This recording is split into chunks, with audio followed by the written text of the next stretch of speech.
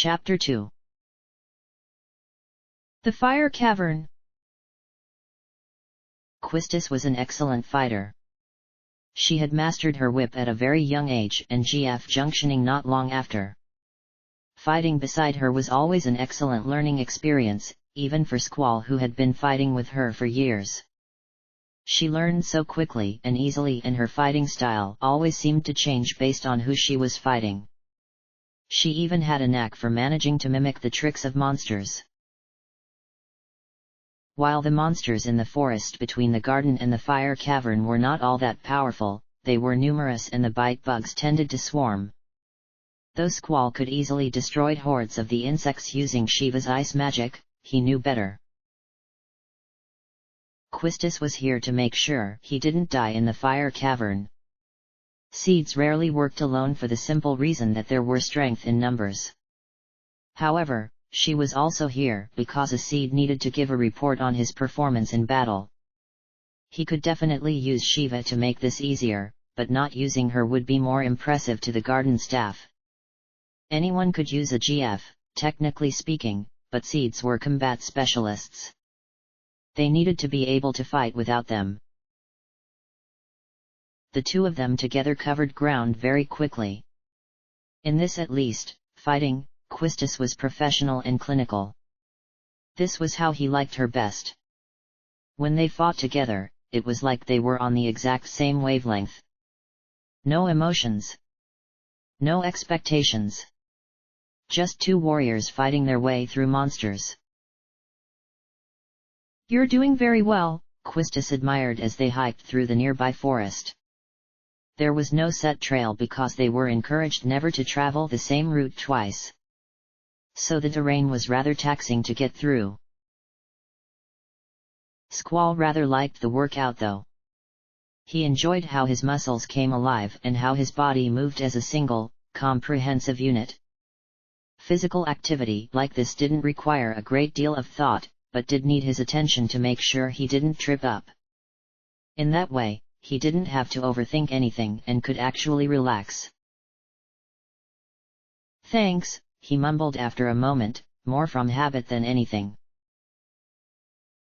"No, really," she pressed against his lackluster reaction. "You know, when you first changed from a saber to a gunblade, I was really worried. That's not an easy weapon to master." He knew. That's why he chose it.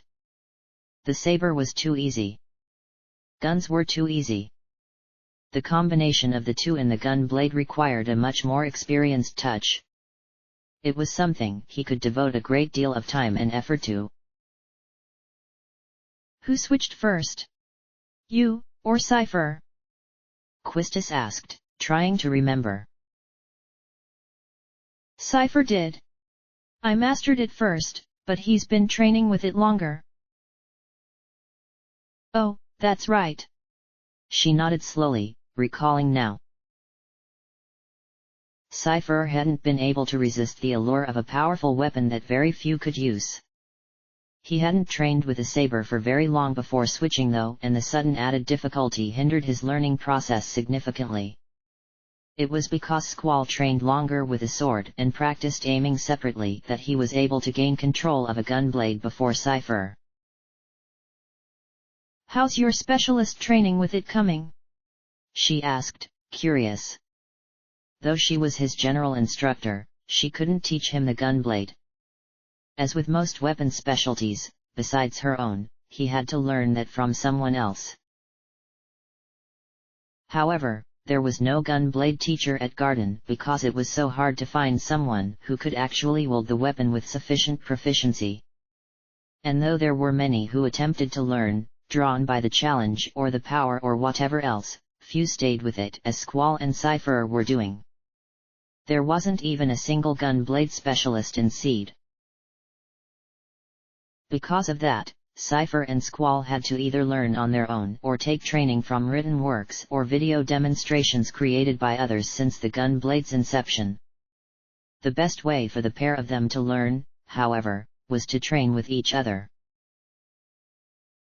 Both of them were driven and determined. Fighting against one another meant that there was a constant battle to be superior to the other.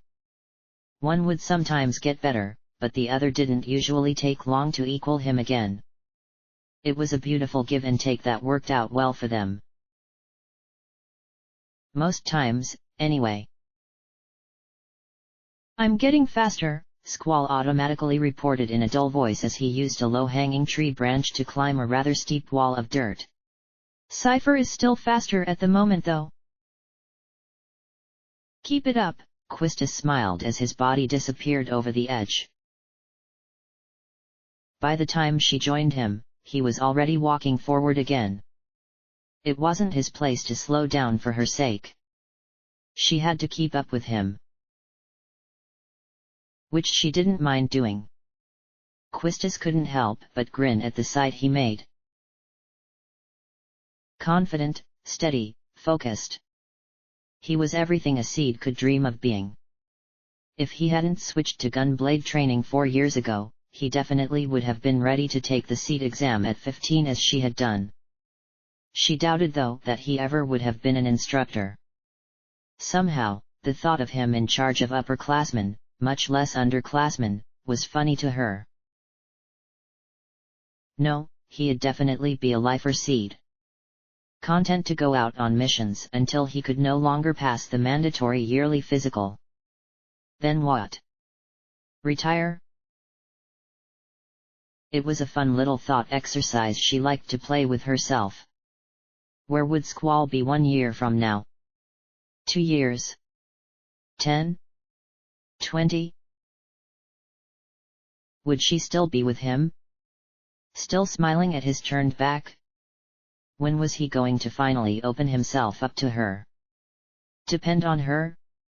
She didn't care how long she had to wait. She had known him longer than anyone else. She would always be there for him. And one day he would see that for himself and finally turn to her. And, maybe then, he would be smiling at her. Squall paused and turned around, frowning at the fact that her steps had slowed. Since he didn't hear her call out a monster attack, he wondered what had happened. Sure, it was her job to get him back to garden safely, but he wasn't going to let her die either. Is there a problem, instructor? He asked seriously, his eyes gazing around as though he actually expected there to be a problem. Knowing him, he probably did.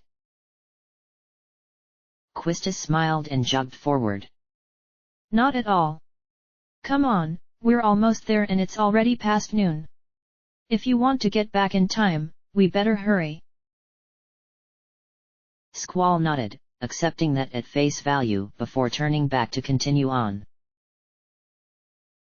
He was feeling the thrill of the hunt. Of the chase. His blood was singing as it pumped refreshingly through his body. Fighting, hiking, running. This was what made him feel alive. Since Squall attended Balam Garden, he thought it only natural that he try out for seed. It just seemed a natural progression. However, he couldn't deny that he rather enjoyed pushing his body to his limits to see what he could do with it. He enjoyed learning his skills, honing his craft. He really enjoyed the feeling of his blade in his hand. That was especially nice. When he worked his body like this, he could stop thinking. And he enjoyed that respite from the constant thoughts that nagged at him. Immediately, he felt anger being directed at him from under his left temple. Shiva taking exception to that statement. After all, she was a constant thought in his head. He simply reminded her that she didn't enjoy it when he kept her up at night thinking either. Those nights he forgot to unjunction her. And even sometimes during the day when he was thinking so much that she would get irritated. She calmed down, but he still felt something like an icy bolt hitting his head. It was quick, and it didn't even really hurt. Just Shiva reminding him that she was there and she had feelings too. Aside from a few more bite bugs and caterpillars that were easily dealt with by one of them, the rest of the trip to the fire cavern passed without much excitement. Which was rather annoying, since Squall knew for a fact there was a better monster in these woods.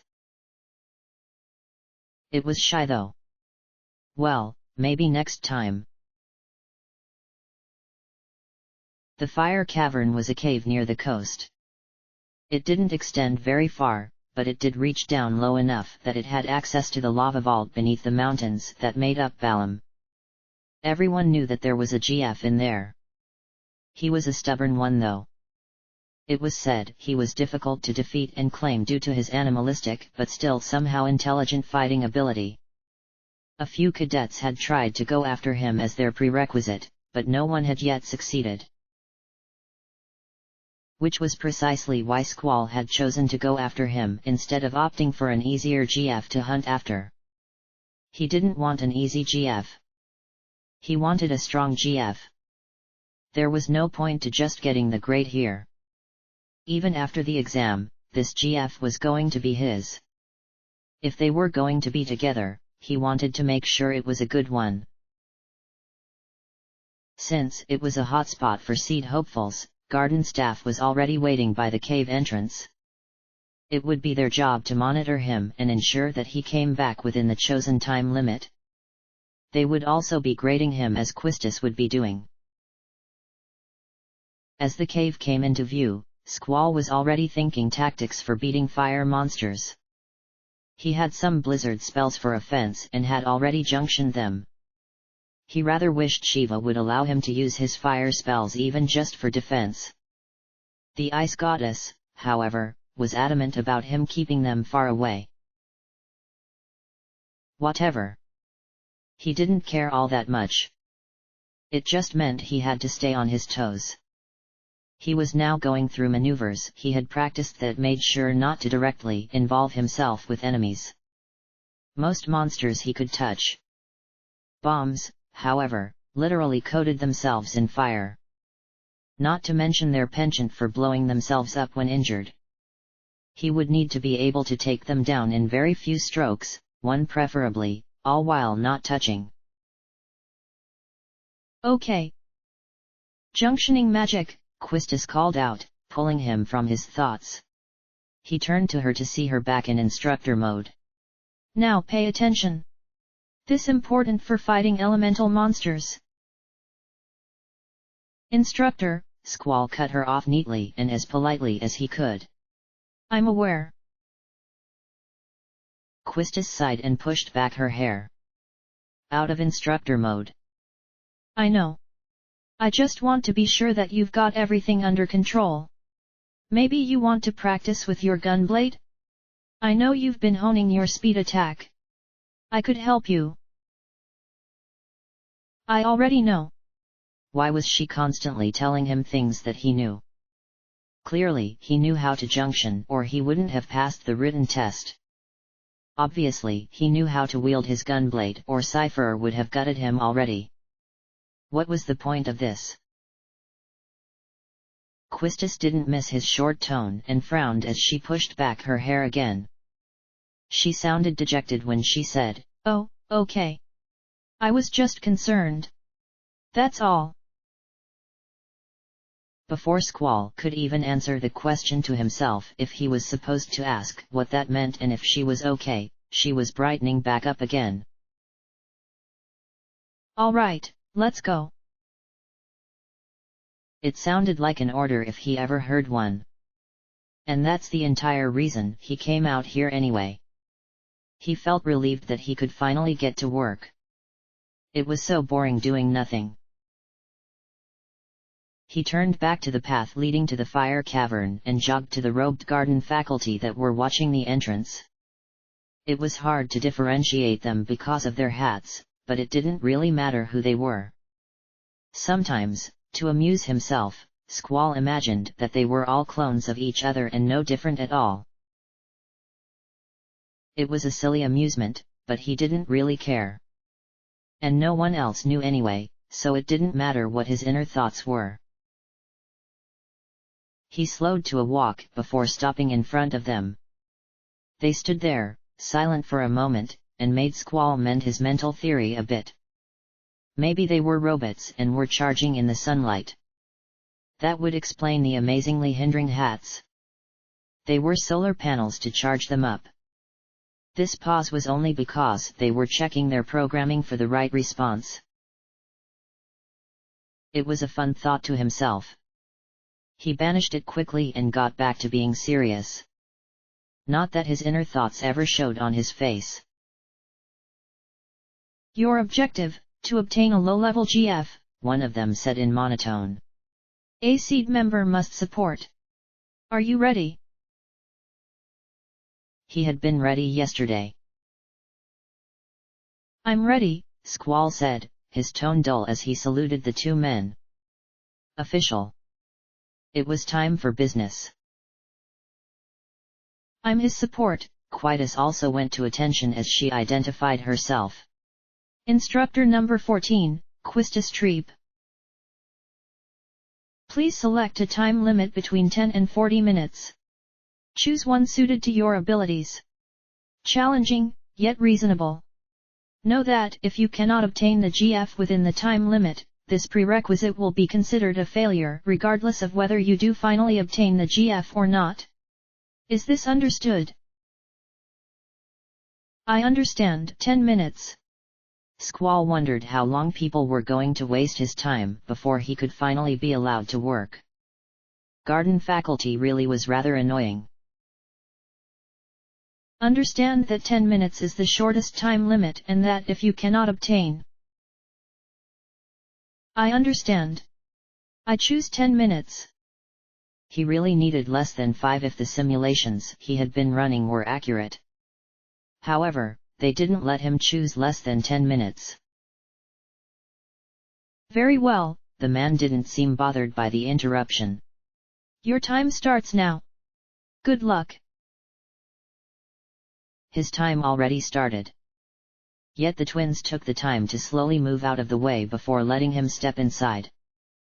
He could see their shadows moving back in front of the entrance even as he was running inside. 10 minutes. Easy. It didn't take but a few strides into the cave for the fire cavern to live up to its name. Heat seemed to billow out of every stone. Squall's vision went red as the lava that flowed like a river in this place provided the light. Too hot. This jacket had to come off. No. It was leather. He was wearing it specifically to absorb heat and take potential burns for him. It was just hot. He could live with that. He wasn't going to be in here longer than 10 minutes. He was just going to have to deal with the heat. Even as he had that thought, he felt Shiva protest. She was the Ice Queen. She didn't do heat. In point of fact, she refused to do heat. Even as he felt her thoughts, his skin broke out into a shiver as a sudden swirling of cool air layered over his body like a second skin.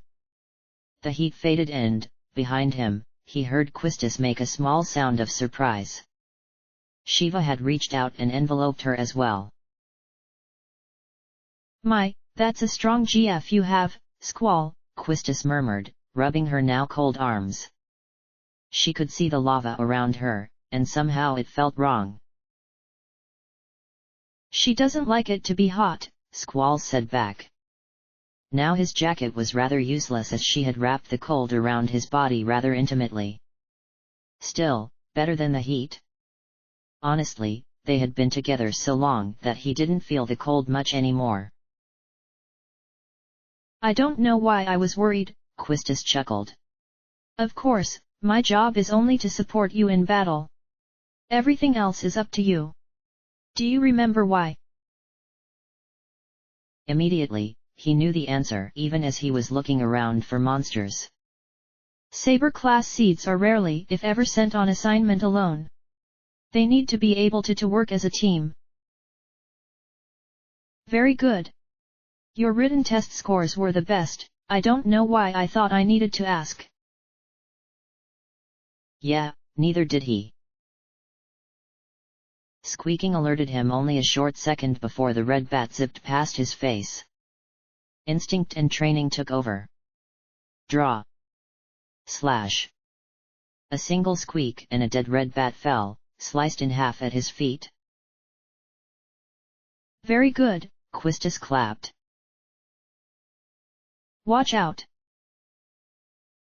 She ducked down to her knee as Squall sliced over her head. A second bat fell down dead, his wing severed from his body. Squall brought the tip of the revolver down onto it, ending its misery. Red bats never travel alone, he quoted from his monster guide. His eyes kept turning around though, because 2 was also a rather low number for red bats. They liked to swarm like bite bugs. They didn't hurt too badly, but they were annoying. Quistis got back to her feet and admonished herself. She knew that she needed to stop staring at Squall and remember who she was and why she was here. Her hand went to her waist where her whip waited, curled, and ready to be released. Let's keep going, Squall said, turning to keep moving. If he started killing all the red bats populating a cave, he would never leave the cave again.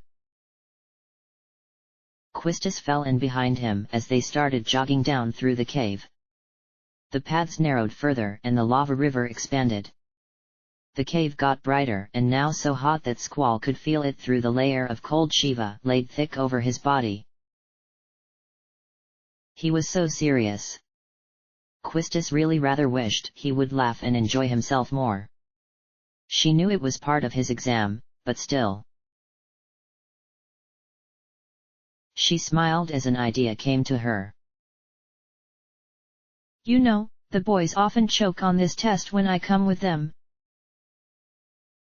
Squall stopped dead. He turned to look at her slowly. She gave him a bright smile. I guess my charm makes them nervous. He blinked. What exactly did that mean? Well, he guessed if she was accompanying her fan club.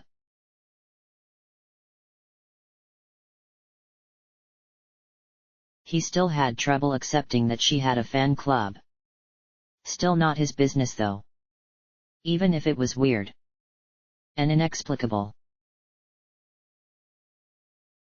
Whatever. I'm just kidding. Quistis held up her hands when he continued to stare at her with a blank, serious face. She really should have known better. I'm just trying to keep you relaxed. That's all. Squall didn't dignify that with an answer. He turned and continued his jog. In his mind, he could hear Shiva laughing at Quistis's joke. Well, at least someone found it amusing. Now all Squall could think of was the puzzle that was the trapeze. Squall! A bomb! Quistis called out suddenly, pointing to the right. She wouldn't have yelled like that if it hadn't already noticed them. Squall fell into his familiar fighting stance even as he was turning to face the threat. Bombs were so creepy. Creatures of fire that somehow stared with weirdly grinning, yet angry, faces that seemed to be made of both the fire they covered their bodies with and their circular bodies themselves. And they were willing to die to kill you rather than escape to live another day. Fighting bombs wasn't a matter of skill so much as a matter of time. If he didn't kill it quickly, it would explode. Shiva's cold air was only that, air. If bomb fragments flew at his face, she wouldn't be able to stop them. More red bats, Quistis pointed out, turned slightly away from him. How many? 4. You handle the bats. I'll take care of the bomb. They moved together as one unit. As long as they had been fighting together, it was just second nature to be able to react easily with one another's moves. Though there was a great deal of emphasis in seed training about working as a team, even with people you had never met before, that didn't substitute actual knowledge and experience earned fighting with someone for years. 4 red bats were nothing. Red bats weren't even so much monsters as they were pests. They did swarm, which made them annoying to fight with conventional and ranged weaponry. Quistis specialized in neither. She grinned as she let her whip fall loose from her belt. The length of it smacked to the floor with a surprisingly thick sound. Her whip was heavier than it looked. Ringed with chains and tipped with a metal spike, it was versatile, dangerous, and painful. Quistis drew her arm back and the length of the whip followed the movement. It snapped when it reached its full length and she swung forward again with a cry of effort. Snake-like and deadly beautiful, the chain whip slashed forward with a great deal of power. One red bat caught the full force and was split in half. Another behind him had his wing cut open by the tail. It shrieked in pain and fury, sending the others into a frenzy. The trick with a whip was not to let it become still. Always keep its momentum alive, for if you let it die back down, you would need a moment to restart it. A moment that could very well be the difference between life and death. Quistis turned as her weapon snapped again at the end of its chain. She spun it around her body, planted her foot, and struck out again. The injured red bat couldn't escape this time. She sliced clear through its furry brown body. The chain of her whip sent up sparks as it skittered across the ground as she brought it around once more. She spun it up around and over her head in circles. She stepped forward, casting her eyes around looking for the last 2. One little beast had worked his way behind her. It wasn't a smart creature and it tried to dive bomb past her circling whip. It didn't miss entirely and its body was knocked off course, slamming into the back of her shoulder. Disgusted, Quistis slammed her whip down and killed the nasty little thing. She frowned at her back where a tiny stream of blood from its sharp teeth was already rapidly clotting. The last bat, unwilling to fight alone, began shrieking as it flew away. "No you don't!" Quistis jerked up and her whip followed the movement, swishing past the bat. It shrieked and altered its course. The whip hit the tip of the arc, snapped, and she brought it back down again. The blade at the end cut neatly through the pest and Quistis turned, bringing the whip back in a single, smooth, practiced move. The familiar action brought it right back into a coil in her hands. She grinned, pleased with herself despite the fact that red bats weren't all that challenging. She turned back around to check on Squall. When she had run off to deal with the pests, Squall had ducked and sprinted forward. Under the bomb's floating body, Quistis would need to unfurl her whip and he would rather not be in the way when she did so. Sure enough, as he sprinted under the bomb, Dove rolled, and came back on his feet. He heard the whip snap in the very direction he had been standing. The bomb, having marked him as his prey, turned and grinned at him. It grunted and started puffing itself up. Squall grimaced and turned his sword just in time to catch the fire spell it threw at him with his blade. Training with Cypher was hard, but no one ever said it wasn't informative. His revolver, already coated with a layer of ice, shimmered as he lowered it down to charge again. A bomb was weakest on its base, where its fire was non-existent. Its body was exposed there. That was Squall's target. The beast, anticipating him, growled as it rose itself up out of range of his slash. Squall followed through nonetheless, using his momentum to escape. The bomb came back down and slammed its body into the ground where Squall had passed under him. Rocks flew past Squall's face as he turned on his knee and charged back again. The bomb was just lift itself when Squall ran past, slicing upwards and pulling the trigger on his blade while he did so. Instead of a fiery burst, the blizzard spell coating his blade thanks to Shiva let out an explosive shower of ice shards. The bomb let out a roar of pain. Squall hit the ground, rolled and came up once more. He took his stance and watched.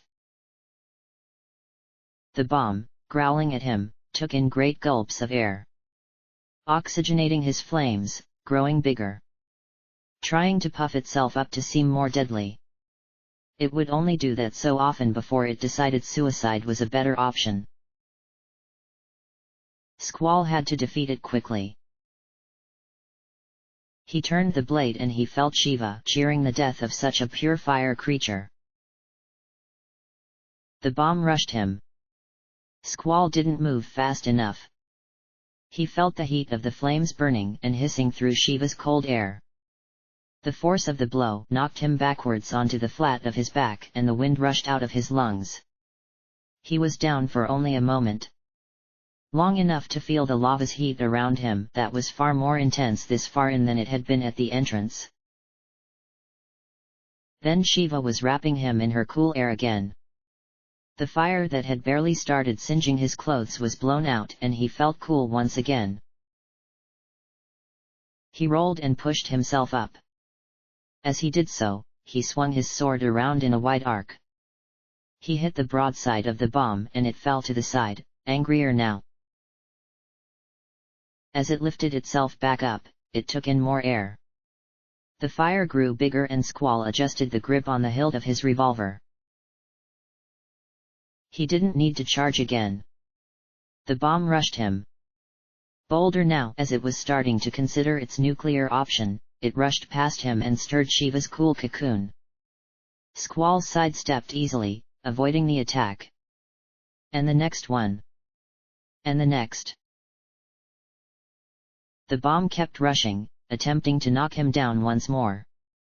Squall merely avoided it, refusing to take or deal any more damage. Just waiting for the right moment. Irritated, the bomb fell back and began taking in another breath. Not to increase in size again but to cast another fire spell. Charging himself, so to speak. Squall's chance. He sprinted forward and dove underneath. By the time the bomb noticed him ducking, it was already too late. Squall thrust up and penetrated the softer underbelly of the bomb. It let out a grunt of pain and he pulled the trigger. Another shower of ice sparks and the bomb exploded. Not in a fiery ball, but in a puff of smoke and ash. Squall quickly slashed his sword down, using the air to sweep away the ash so it wouldn't coat him. He felt Shiva blowing some away as well. She didn't like to be dirty. He didn't blame her. He wasn't particularly a fan of the feeling either. Well done, Squall, Quistis applauded, coming closer. She had already stowed away her whip. He didn't reply. He slid his revolver back into its sheath at his hip. Come on. The heart of the cave is this way, he said, starting forward. How can you tell? She asked, curious as to his answer. Because that's where the light is brightest. She smiled as he started jogging back down the path. No time for anything else. He needed to get to the GF, defeat it, and claim it. Then he could get ready for the field exam. Really, this was going to be a rather busy day for him. Quistis let out a breath of admiration to see him moving again so soon. I guess I was right. You and Cypher are in a class of your own. You both have amazing strength and potential. Once again, Squall didn't bother to respond. He could see the heart of the fire cavern. The home of the GF he was seeking. He didn't care what it was. He didn't even have to use it. The point was that he was strong enough to obtain it. Most GF preferred to live inside of a host. As he understood it from Shiva, it was the difference between living in a cadet's dorm room and the headmaster's suite. The head of another was simply more comfortable, more secure. However, not all GF agreed. Some outright refused to have a master. Some would only accept a master that could best them in combat, proving their suitability as a place of safety. Others didn't like being forced to always do what another wanted at all. Each GF had a story. Whether it was willing to share it with you was not dependent on whether or not it wanted to share your head. Squall still didn't know Shiva's past. He never asked. She never provided the information. He imagined that was one of the things she liked about him. So a GF's reasons were its own. The heart of the fire cavern, the home of this GF, was by far the hottest part of the cave. Even through Shiva's cooling wind he was feeling uncomfortable. He couldn't imagine having to fight in these conditions without her. He would if he had to, of course, but he wouldn't have liked it. A soft rumbling came from a hole in the center of the peninsula of obsidian rock in the lake of quickly flowering lava. The GF was willing to fight with them after having come all the way here. Okay, this is it, Quistis said, looking at his back again. Are you ready? Squall waved off the question. If he didn't think he was ready, he wouldn't be here. He was more than ready. He was eager. Eager to get this over with. Let the GF come already. He wanted to just defeat it and get out of this exceedingly hot cavern. You seem confident enough, Quistis grinned at his attitude. Sometimes she couldn't help but wonder if he might not have just as much attitude as Cypher. She could all too easily imagine him doing the exact same thing in Squall's position. Squall would have hated to hear her say that. The rumbling from within the pit of fire grew louder. Quistis frowned as a large, beast-like hand with red fur and deep brown skin reached out from the hole. Claws, black and thick, slammed into the ground and crumbled the rocky isle. Another hand followed. Then a pair of horns set within a fiery red mane. Then the great guardian lifted its large body from the hole. Bestial. Dominating. Pouring out heat as though he were part of the lava itself. Great gold bands decorated his wrists and small hoops looped around his long pointed ears. He opened his lion-like mouth and let out a loud, earth-shaking roar. Inside his head, Squall felt Shiva's anger crackling at the sight and feeling of his fiery body. Plan, Squall. Quistis deferred to him not because she needed direction but because this was his test and he needed to take control over it. The beast was tall, almost 2 full body lengths over Squall. He was well muscled, had wicked sharp obsidian claws, and a large nose that told him he had a great sense of smell. His eyes were smaller though and, besides the metal bangles, he had no means of defense. Grab his attention, Squall commanded her easily. Quistis unfurled her whip behind her at his words. She yanked it back and snapped it forward again as Squall ducked and ran around to the right. The great beast lifted his arm and caught the tail of the whip around his wrist, right behind his golden bangle. The chains cut into his skin and the blade at the end drew a small amount of blood. He didn't even flinch. His hand twisted around and clasped the body of the whip. Quistis only had time to brace herself before he yanked and spun her around. The rocky stalagmite was rough and hot to the touch. Her right side slammed into it and she let out a cry of pain. She fell to the ground and another cry came from her throat. The handle of her whip remained firmly in her hand even as the tail of it loosened around the beast's wrist. He grinned, his yellowing fangs glowing in the red light of the lava. His muscles bunched as he prepared to throw her again. Squall, having climbed up a stalagmite on the opposite side of the arena, launched himself in the air silently. The silver of his blade shined as it sank deep into the muscles of the beast's left shoulder. He let out a roar of pain and fury as Squall braced himself with the blade's hilt like a handle. The beast released Quistis's whip as he twisted around violently. Squall's boots planted on either side of his blade, his hands holding onto the hilt, kept him from being thrown away. His body was still tossed about as the beast thrashed and attempted to reach behind him. His large muscles, however, took away from his flexibility. He couldn't reach Squall. Quistis harnessed one of her cure spells and let the sweet numbness of it sink into her skin as she pushed herself up. The wounds would heal slowly, but the pain was gone quickly. She jerked her whip back into hand and took her own stance. She paused then, because she noticed where Squall had landed. The pain of having a blade in his back was making the GF sloppy. He was throwing himself around and Squall was simply hunkering down and letting him do so.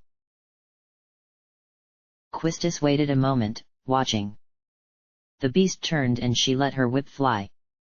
A long streak of red appeared on its chest and began bleeding. He screamed his fury, but it seemed that the new pain brought him back to himself. He stopped his random thrashing and threw himself backwards. Squall noticed the stalagmite coming fast at him and jumped up, twisting as he did so. Using his embedded blade as leverage, he turned and landed against the GF's shoulder. He sliced the revolver up and out of harm's way just before the lion beast slammed his back into the stalagmite. Rocks showered down over Squall's head but did no damage.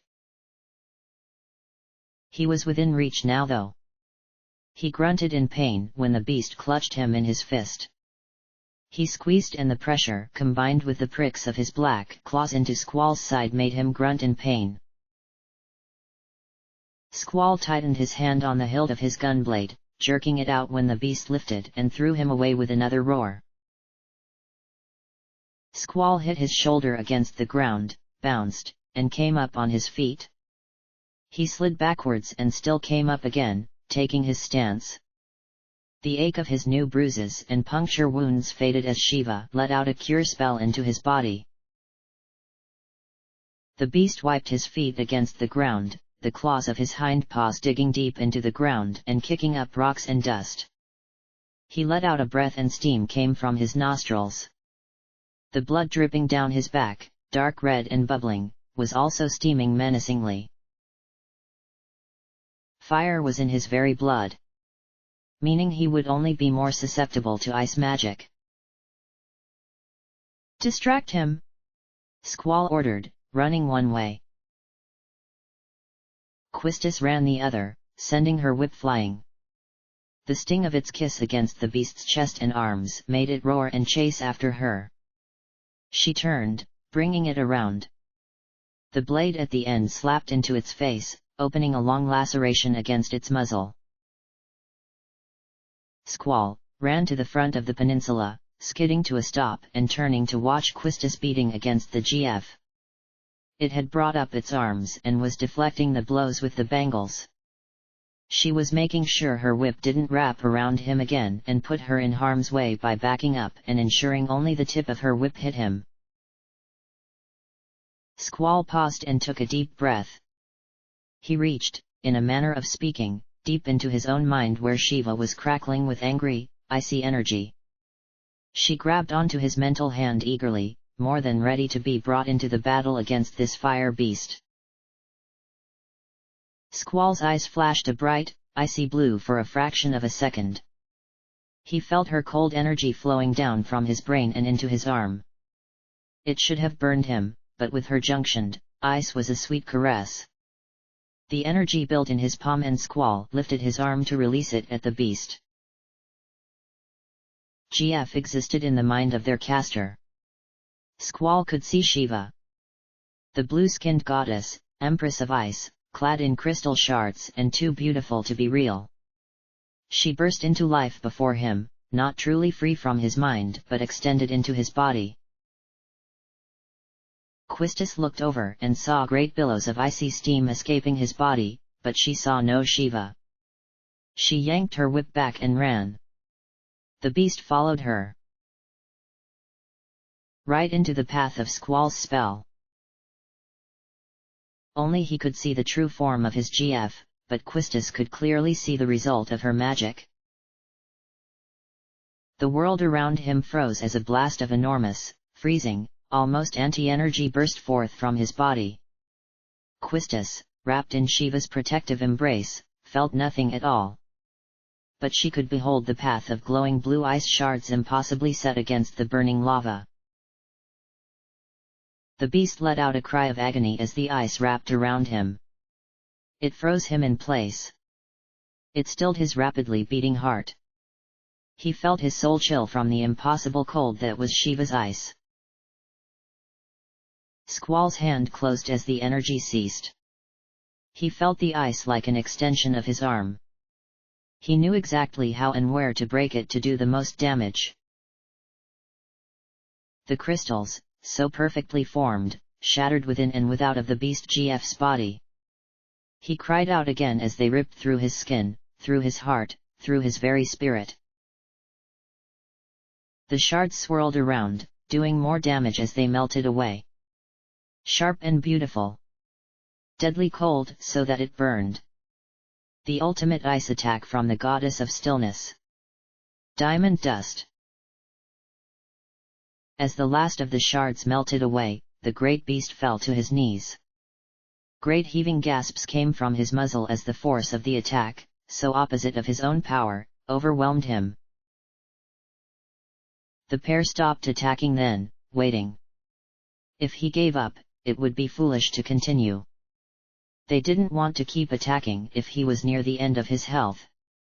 The point of this wasn't to kill him. And killing a GF was stupid anyway. It was not only a waste, it was dangerous. All of the energy in their bodies had to go somewhere when they died, after all. It was usually an enormous explosion composed of their own energy. Squall would rather not die in a fiery ball of lava because he attacked this creature when he was near death. Instead of surrendering though, the GF lifted its head and glared at him. They have Shiva. He growled loudly to no one. You know him? Squall asked his mental companion. His only response was a shuddering of revulsion of the beast. She knew him. She didn't like him. Great. He was about to obtain a GF he couldn't even use. There was no way Shiva would be willing to share headspace with a creature of fire. Well, he wasn't about to give up now. He only needed to obtain the GF, not use it. He brought his blade back up as the beast got to his feet. The beast shook its great head, regaining its composure. Humph. Not bad. For a human. He growled, rotating his injured arm. Now coated in ice, there was no way it would be able to heal very quickly. Squall gave him no reply. He continued to stand, ready. Quistis began rotating her whip slowly, putting momentum back into it so she could strike quickly. The beast ignored her. Squall was his target now. He charged forward, his massive feet kicking up rocks as his claws tore up the ground. He leapt clear over the burning hole that was his home and into the air. Squall took a quick step back as the beast began descending on him. Its fist was pulled back, his muscles taut in preparation for landing the blow. Squall! Quistis yelled out for him in worry. He remained motionless. What was he doing? He was coming in closer. Like a meteor strike barreling down on him from the sky. Heat lines were blazing away from his fist like he was entering into the atmosphere. Wait. Wait. Squall! Quistis shrieked, running towards him. Why wasn't he moving? Just a little closer. Impudent humans! The beast roared. Now! Squall dove to the side and rolled away neatly. He felt rather than saw the impact of the beast slamming into the ground. A shockwave hit his body as he came up again on his toes. Rocks and dust and debris flew, and he brought up his blade to deflect the worst of it. Snarling in rage at his quick evasion, the GF lifted his fist from the crater he had created. Rocks fell from his fist as his body shook from his fury. Quistis! Squall ordered simply. Her whip flew true and immediately. The blade of it embedded itself into the open wound on the beast's shoulder Squall had gauged out. His back arched as he roared his pain. Squall charged. His foot slammed down as he brought his gun blade up. Halfway through the slash, he pulled the trigger. A shower of ice sparks hit the beast's fire body and he cried out. Squall jumped back and charged again. Quistis jerked her whip away as Squall's limbs and blade began moving so fast she lost track of them both. A silver and black blur as he began slashing in what seemed like a wild pattern but was actually a carefully coordinated and quickly planned series of moves designed specifically to attack open areas in an opponent's defense as the preceding attack opened them up. The speed attack of gun blade mastery, Renzokuken. Squall's penultimate slash went up and the beast fell back, breathing heavily. Squall turned to him again and brought the revolver back. His boot planted firmly on the ground. The tip of the gun blade sparked along the ground as he brought it up in a wide arc. The gun barrel went off and ice bullets pierced the beast's skin. His newest attack, courtesy of Cypher. Rough Divide. Pure strength. Intended only to rip an enemy apart without the use of magic or elements. The bullets carried those, and the weakness the GF bore to the ice in his gun made the attack hit harder. Quistis let out a breath of awe as Squall fell back slightly. His blade still at the ready. The GF shuddered once before collapsing down to his hands and knees. He was breathing hard again, shaking in cold from the ice bullets and shards coating his skin so thoroughly. For me to lose to a human? He panted in surprise. His face came up and it was respect that blazed in his eyes, not defeat. Very well. I will join you. Quistis beamed in delight as Squall sheathed his sword, satisfied. You may call me Ifrit, Master, he told him before his body disappeared into balls of blue and pink energy that raced into Squall's body. No, wait. Squall didn't get to stop him in time. Ifrit's energy raced through his chest and up into his brain. Squall couldn't tell where he settled because immediately he felt a shriek of rage from Shiva that made him flinch in agony. The two opposing forces were not meant to coexist. Get out! He ordered, reaching into his pocket quickly. An Odin capsule, made to store magical energy, absorbed Ifrit as Squall quickly pushed him out of his mind. The pain eased. Shiva's irritation did not. Quistis was trying hard not to laugh as Squall shook his head. Those two were definitely not meant to inhabit the same space. Are you all right? She asked behind her chuckle. Fine, Squall grumbled, looking at the metal capsule. A single golden ring around the center glowed to tell him that there was magic within. He didn't imagine Ifrit was happy to be stuffed inside, but he was definitely not carrying the two of them in his head at the same time. He stowed it in his pocket as Quistis hit a timer on her watch. Impressive. You finished with only 3 seconds to spare. I finished with 10 seconds to spare. You just didn't stop timing until now. She laughed. Fair enough. Need any help with him? I think I can handle it, Squall murmured, stowing the capsule in his pocket. Though he wasn't entirely sure what he was going to do with a GF that Shiva would absolutely not stand for.